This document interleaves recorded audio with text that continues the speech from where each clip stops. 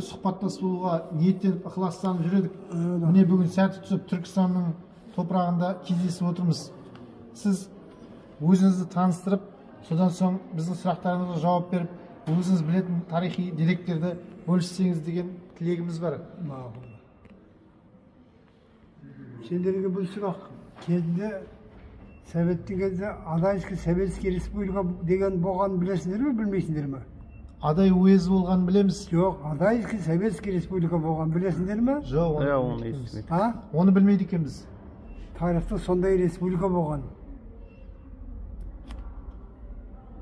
1936 жылы Сталин Москваға Адай Республикасының хатшысын, Совменің председателін 5-6 адамды шақыратты. Самолетпен түскенде бірден жаңағы қамауға алып, Адай Республикасында 36 жыл таратып жіберді ғой. Соны тарихты еш жерде жазбаған. 1986 жылында Горбачевтың кезі жарияланғанда мындай әңгіме шықты ғой. Сол кезде орталық партия комитеті протокол заседаний политбюро ЦК КПСС деген жаңағы сборник шығарып тұрды ай сайын.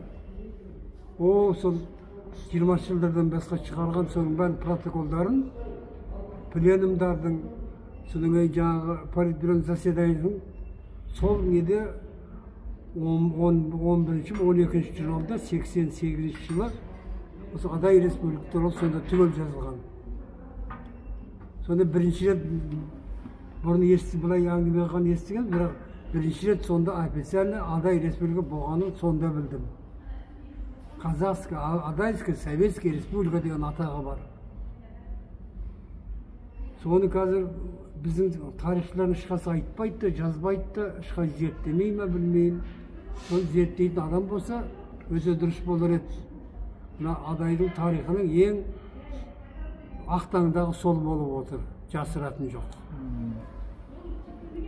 Енді менің аты жөнім Москва Ноқрабеков. Өзім бір жағы журналистпін, бір жағы заңгермін, бір жағы мәдениет қызметкерімін. Бұрынғы партияның кезінде бүткіл системада жұмыс істедім. Комсомол, партия, совет, профсоюз. Одан кейін мәдениет басқармасын басқардым облыста. 10 жылдай құрылыс тресін басқардым. Строительный ремонт строительный трес дегенде. Инженер құрылысшы деген мамандығым бар. Содан сәуелсіз кезінде қайтадан не дейші мемлекеттік қызметкер болдық. Облыс әкімшілігін істедім. Аманбек Тышанов келді де бәрімізді бір күнде жұмыстан босатып жіберген. Содан 5 жылдай ішкі істер бөлімінде майдың замы болып істедім. Соны 2000 жылы қайтадан мемлекеттік қызметкер, саясат басқарма бастығының орынбасары болдым.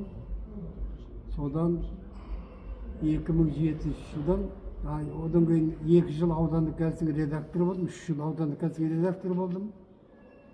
Одан кейін 2007-ден 2010-ға дейін Жамбыл облысында мемлекеттік тілді оқыту орталығының директоры болып қызмет істеген.